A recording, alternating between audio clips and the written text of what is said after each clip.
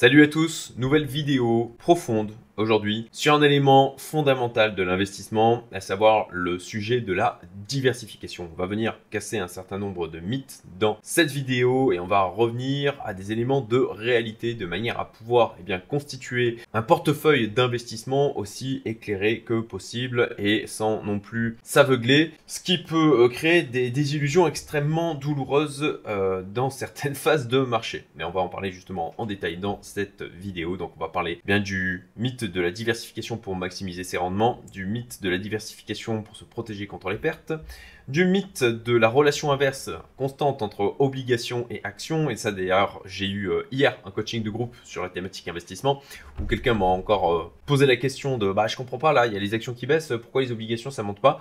Et on va voir que effectivement ce n'est pas aussi simple que ça. On va parler de l'illusion de la diversification par secteur et géographie, et puis enfin je terminerai par une conclusion avec beaucoup de choses à dire dans celle-ci. Allez, on démarre cette vidéo déjà. Alors, petite introduction au sujet de la diversification. En quoi ça consiste? C'est simplement le fait de répartir ses placements entre différentes classes d'actifs, secteurs et régions géographiques afin de réduire les risques et de stabiliser les rendements. C'est le principe assez, de bon sens paysan de ne pas mettre tous ses œufs dans le même panier. Mais on va venir déconstruire donc le sujet de la diversification en prenant notamment comme exemple Warren Buffett qui a dit donc cette phrase qui est souvent assez mal comprise au final: la diversification est une protection contre l'ignorance. Et ce type d'investisseur donc a plutôt tendance à concentrer leurs investissements dans un nombre limité d'entreprises qu'ils comprennent parfaitement. Mais ça ne veut pas dire pour autant qu'ils ne sont pas diversifiés. Voilà, on va venir donc amener de la nuance sur le sujet de la diversification pour trouver un état d'équilibre qui soit pertinent pour nos investissements. Donc premier mythe que nous allons attaquer, l'idée que diversifier permet de maximiser ses rendements. Alors une diversification excessive en fait présente plusieurs inconvénients. Ça augmente les risques en compliquant la gestion du portefeuille. Ça peut également conduire à des décisions d'investissement donc négligentes. L'attention de l'investisseur étant dispersée sur trop de titres. On a tous une bande passante qui est limitée et se tenir au courant de l'évolution de 100 entreprises différentes, comme je vais utiliser cet exemple un peu plus loin dans cette partie, forcément vous comprendrez aisément que c'est quelque chose qui est plus compliqué à faire que d'en suivre 10 ou 15. Ça dilue aussi la performance bien sûr des investissements de qualité. Et ça je vais donner des exemples chiffrés juste après. Il y a une croyance populaire dans le domaine de l'investissement, c'est qu'il faut nécessairement diversifier son portefeuille. Et ça amène les gens en fait à faire de la diversification aveugle, de diversifier pour diversifier, sans le faire avec la justesse et la sélectivité nécessaires. Donc avec des titres différents et des secteurs et zones géographiques aussi d'ailleurs différents. C'est une approche à nuancer. En bourse, ce qui est communément admis, c'est d'aller jusqu'à 25 à 30 titres en portefeuille pour que celui-ci reste suffisamment concentré mais efficace. Du côté de Warren Buffett, lui, il estime qu'on peut aller jusqu'à 40 valeurs. Et ce qu'il se passe, c'est que les gestionnaires qui se focalisent sur leurs meilleures idées obtiennent donc généralement des rendements supérieurs et on peut dire que Warren Buffett tombe typiquement dans cette catégorie-là. Je vais vous prendre deux exemples pour illustrer ces propos. Portefeuille A, un panier garni, on va dire, surdiversifié, 50 à 100 positions dans celui-ci. Aucun titre, du coup, ne pèse assez lourd pour impacter fortement la performance. Si je prends l'exemple d'une action qui fait un plus 100%, avec 50 à 100 positions, en fait, le portefeuille ne prendra qu'un plus 1 à 2%. Et pourtant, une performance de plus 100% est déjà assez exceptionnelle. Il se comportera donc plus comme un indice large, sans forcément en plus la fonction d'auto-nettoyage, en quelque sorte, avec des entrées et des sorties, que peuvent présenter des ETF.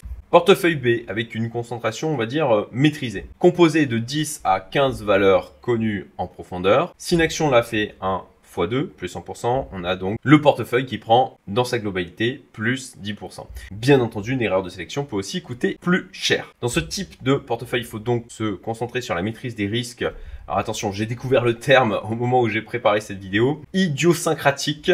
En clair, c'est un mot un peu compliqué pour dire le risque propre à un actif ou une entreprise. Donc, en tant qu'investisseur, on limite le nombre de positions, mais on s'assure de bien les comprendre et de détecter donc rapidement tout problème. Ce qui nécessite donc une surveillance accrue. Et ça n'empêche pas d'intégrer dans un portefeuille comme ça une diversification géographique et de secteur. Typiquement, ce type de portefeuille B, c'est le genre de portefeuille, j'ai deux portefeuilles principaux au niveau de mon exposition en bourse et ils sont typiquement sur cette approche avec des entreprises sélectionnées en approche value, diversifiées d'un point de vue secteur et d'un point de vue géographique. Et là-dessus, moi, je ne suis pas un expert en analyse value, donc pour l'ensemble, quasiment l'ensemble de mes investissements, ce que je fais, c'est que je m'appuie sur des experts dans certains secteurs, dans certains domaines. Bien sûr, je me forme pour être en capacité d'appréhender ce qu'ils font, comment ils travaillent, comment ils font leur sélection. Et ensuite, je m'appuie sur leur expérience, sur leur expertise pour développer mes théories d'investissement et mes positions. Et donc, c'est exactement ce qui se passe moi sur mon portefeuille en bourse puisque je me fais accompagner par mon ami Rémi de Truchy de Varenne qui a la chaîne, l'excellente chaîne d'ailleurs, Parlons long terme. Je mettrai du coup le lien, voilà, avec sur le petit, si vous voulez aller découvrir. Vraiment, je vous invite à le faire. Et les portefeuilles sur lesquels je suis positionné, il s'agit donc d'actions qui ont été scrupuleusement sélectionnées en approche value. Du côté de Rémi, il est skin in the game parce que lui-même met tout son argent dans ces portefeuilles-là et il en assure avec son équipe le suivi mensuel de manière à assurer un arbitrage rapide dans le cas où il y ait une des entreprises qui donnerait des signes qui seraient négatifs et qui nécessiteraient du coup d'être sortis du portefeuille. Abordons maintenant le deuxième mythe, la diversification protège contre les pertes. Cette croyance suggère donc qu'en répartissant les investissements entre différentes classes d'actifs, secteurs, zones géographiques, un investisseur peut donc se prémunir contre des fluctuations négatives du marché. Et cette croyance donne un faux sentiment de sécurité et ne prépare donc pas à la volatilité que notre portefeuille ne manquera pas d'expérimenter. Et là-dessus, je vais prendre deux exemples. Déjà, la crise financière de 2008. On avait tous les secteurs qui ont été touchés simultanément, toutes les zones géographiques et sauf erreur, quasiment toutes les classes d'actifs. Ce fut le cas aussi ces dernières semaines où on a l'ensemble des marchés qui se sont mis en baissée, le marché américain, en Europe, au Japon, en Chine. Même le gold a subi des appels de marge et du côté des obligations, elles se sont aussi pris une diminution de valeur. En fait, dans un contexte de panique généralisée, les corrélations entre différentes classes d'actifs peuvent converger.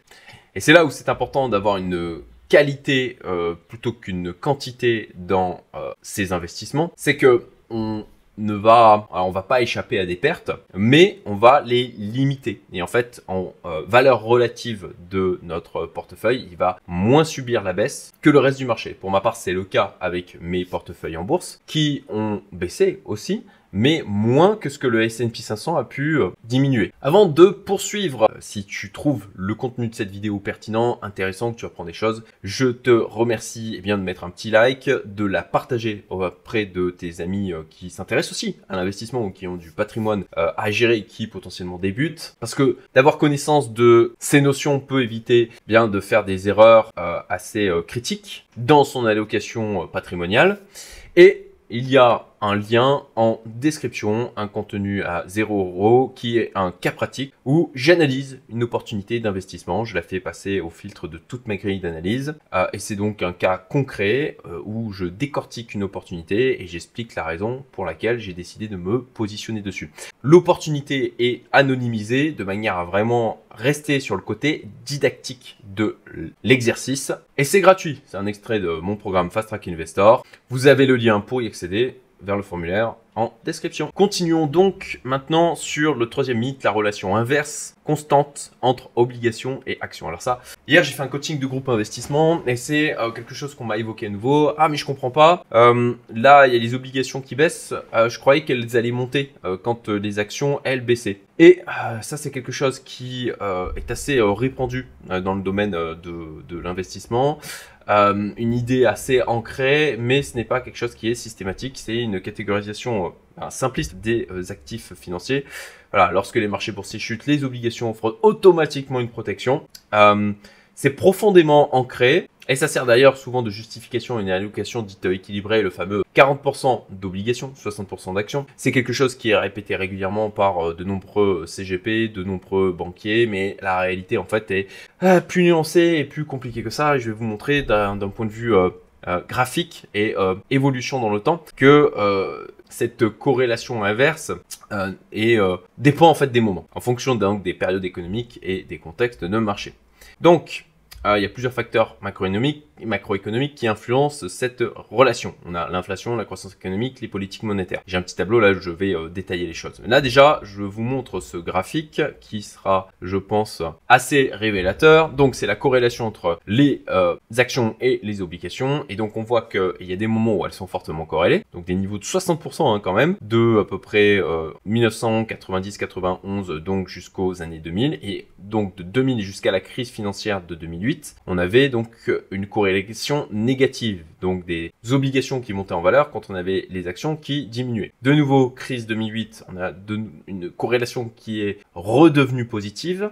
De 2012 à peu près jusqu'à récemment, donc crise Covid 2020, on avait là aussi une corrélation négative. Et puis là, on est, comme vous le voyez, de nouveau en corrélation positive et de manière assez historique. Et d'ailleurs, c'est ce que l'on a vu là, dernièrement, avec les actions, le marché actions qui a baissé, les obligations n'ont pas monté pour autant. Donc, en fonction des conditions de marché, voici un petit tableau que je vous ai préparé. D'ailleurs, l'ensemble de cette vidéo est basé sur un article que j'ai publié sur mon site internet. Je mets le lien en description. Et vous y trouverez aussi le tableau que je vous affiche maintenant. Donc, en fonction de la période économique, on va avoir un type de corrélation qui va changer. Dans le cas où on est en croissance stable avec une inflation modérée, on a une corrélation qui est négative. Donc, l'impact sur la diversification, je suis un peu fatigué, est bénéfique. On a une protection donc mutuelle. Dans le cas d'une inflation élevée, le type de corrélation est positive. La diversification, donc action-obligation, offre une protection qui est plus que limitée, avec une chute simultanée qui est tout à fait possible. Dans le cas d'un resserrement monétaire, à ce moment-là, la corrélation est là aussi positive. Donc, de la même manière, on a une pression sur les deux classes d'actifs. Dans le cas d'une crise financière systémique, là, c'est variable, c'est imprévisible et ça dépend de la nature de la crise. Donc, voilà, je pense que là, on a déconstruit ce fameux mythe de obligation-action, c'est bon, je suis protégé.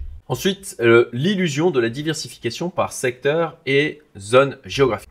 Alors, ce n'est pas pour autant qu'il faut faire aucune diversification d'un point de vue secteur et géographique. C'est encore une fois nuancé. Parce que si ce n'est pas fait correctement, ça peut se transformer en illusion, d'où le terme illusion, là, utilisé, et en piège. Déjà, les limites de la catégorisation par secteur. Alors, dans un monde globalisé, on a des frontières qui deviennent floues entre secteurs, on a des secteurs qui vont se chevaucher. Deuxième point, on a des modèles économiques différents au sein d'un même secteur. Et là-dessus, il y a une étude de All News de juillet 2024 qui en parle et qui explique que en fonction du modèle économique appliqué par l'entreprise dans un secteur donné, elle va réagir différemment en fonction de la crise qui impacte le marché. Donc, on peut très bien être positionné sur un secteur, mais en fonction de l'entreprise que l'on va choisir, elle va réagir différemment. Et ce n'est pas donc uniforme et homogène sur la totalité d'un secteur. Ensuite, les pièges de la diversification géographique. Ça donne une fausse, là aussi, impression de sécurité, surtout dans un monde tel que celui d'aujourd'hui, où il y a une mondialisation et une interconnexion de l'ensemble des pays qui est quand même assez présent. Qui plus est, le seul élément de nationalité officielle de l'entreprise n'est pas suffisant en fait en termes de détermination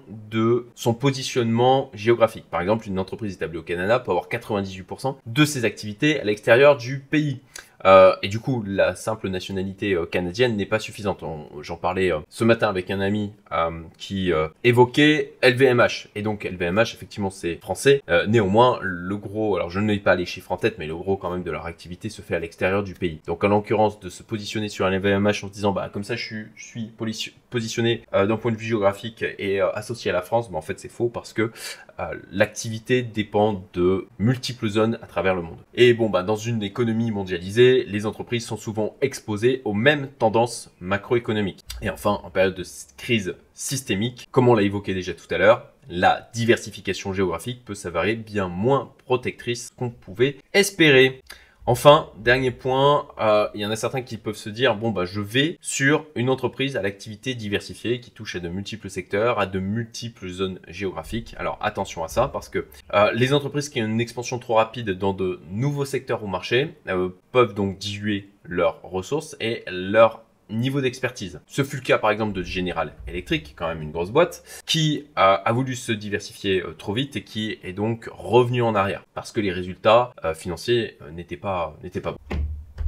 On en arrive à la grosse conclusion de cette vidéo parce qu'on a encore des éléments extrêmement importants à aborder. Je vais faire déjà un petit récapitulatif à nouveau avec ce tableau que j'ai tiré de l'article publié sur mon site internet, lien en description, je le rappelle. Donc, une diversification sectorielle peut donner l'impression d'avoir une répartition entre différents secteurs d'activité. La réalité potentielle et limite, c'est que les entreprises sont souvent exposées aux mêmes facteurs économiques.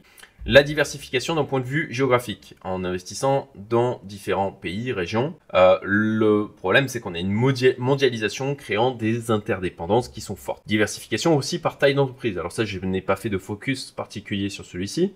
Mais typiquement, sur la bourse, en se positionnant sur des small cap, middle cap et large cap, on peut se dire, je diversifie en termes de taille d'entreprise, je ne suis pas confronté aux mêmes risques. Eh bien, le problème, c'est qu'on a des comportements qui sont parfois, si ce n'est même souvent similaires, en période de stress sur les marchés. Et enfin, la diversification par classe d'actifs, donc combinaison d'actions, obligations, d'immobilier. La réalité, c'est qu'il y a une corrélation donc qui va être variable en fonction des contextes, du contexte économique. Alors là-dessus, on peut se poser du coup la question de qu'est-ce qu'est une concentration excessive. Bon, ce qui est communément admis, c'est plus de 20% du capital sur un seul actif. Donc un piège assez fréquent, c'est de croire qu'on est diversifié parce qu'on a de multiples positions, sauf qu'en réalité, elles dépendent toutes du même facteur et potentiellement elles sont toutes liées à une seule classe d'actifs en particulier.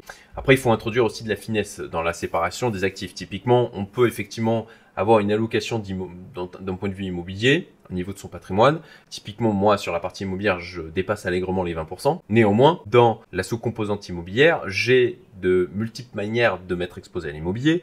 J'ai effectivement de l'immobilier en France. Et là-dessus, je suis clairement surexposé. C'est pour ça que je n'investis pas plus en France et que je cherche plutôt à me diversifier à l'international. J'ai donc, j'en ai parlé sur ma chaîne, je mettrai le lien, hop, en haut à droite, de mon dernier retour d'expérience, de mon dernier achat d'appartement en Lettonie. Je suis aussi, j'ai été exposé à des clubs deals à Dubaï. Pour l'instant, là, j'ai levé le pied de ce côté-là. Je suis exposé à des clubs deals du côté du Royaume-Uni. Et là, j'explore la possibilité donc d'investir en immobilier à Abu Dhabi et potentiellement aussi à Maurice, plus un renforcement du côté de la Lettonie. Donc, en ayant différentes manières d'investir comme ça dans l'immobilier. Alors bien sûr, j'ai aussi des REITs en bourse, ça fait partie du portefeuille value que je possède. Donc l'idée, voilà, ce que je voulais dire, c'était que en ayant comme ça une diversification d'un point de vue immobilier, c'est la classe d'actifs immobilière, ok, mais je suis quand même sur différentes zones géographiques avec des éléments économiques qui sont différents aussi, des réglementations qui sont différentes et des manières d'investir qui ont des garanties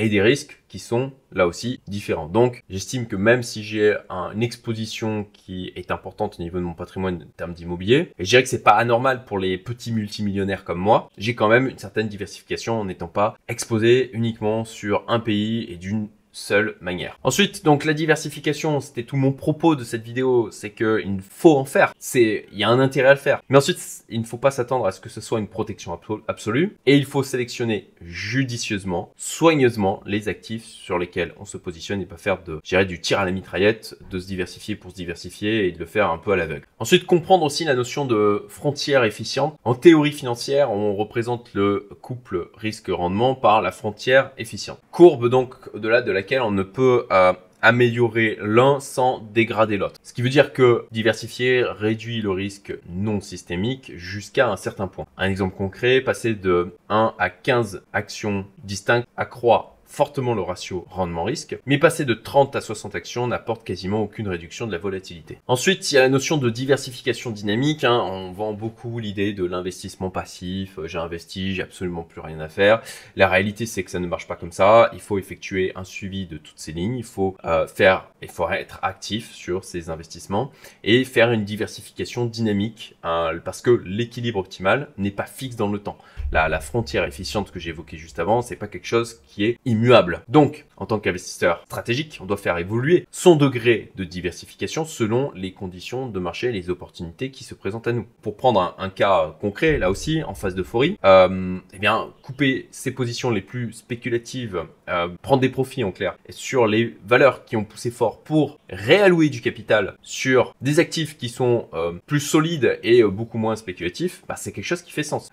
Ou typiquement, bah, c'est exactement ce que j'ai fait il y a de ça maintenant 1 mois et demi, je crois, où j'étais exposé sur le Nasdaq et S&P 500, j'avais des gains latents, on a cassé une droite de tendance qui était assez importante, bon bah voilà, j'avais mon plan, c'était de sortir automatiquement en clôture weekly, ce que j'ai fait, et là bon j'ai gardé le cash, et j'en ai commencé à en réallouer une partie, bien sûr mon portefeuille value, j'ai racheté le 7 avril très exactement, donc après une forte baisse, et là j'ai pas fait un all-in, j'ai fait une première cartouche. Comme ça, ben, si ça repart à la hausse, j'aurais profité d'un point d'entrée intéressant. Si ça continue soit de latéraliser, soit ben, ça continue de baisser, j'ai encore des cartouches en réserve pour recharger. Et si bon ben, je ne vois plus de nouveaux points d'entrée, ben, c'est pas grave parce que des opportunités d'investissement, j'en ai des tas et j'ai d'autres moyens de faire fructifier mon patrimoine. Donc globalement, la conclusion c'est que il faut mettre la main à la pâte. Alors oui, il y a effectivement l'option de se dire ben, je vais sur un ETF MSCI World et puis bon ben voilà, je rentre en DCA sans prendre la tête. C'est toujours mieux que de ne rien faire, bien évidemment. Après, bon bah si on est passionné potentiellement comme moi ou que on cherche à optimiser au maximum le rendement généré de son capital, bon bah à ce moment-là, il faut mettre la main à la pâte, il faut rester flexible, suivre la macroéconomie, suivre son portefeuille d'investissement et réviser régulièrement vos allocations. Voilà pour cette vidéo, je rappelle, il y a le lien en description pour récupérer gratuitement le cas pratique d'analyse d'opportunités d'investissement et merci de partager la vidéo auprès de tes amis, collègues, investisseurs, si tu juges bien évidemment que ce sera pertinent pour eux. Excellente journée et à très bientôt.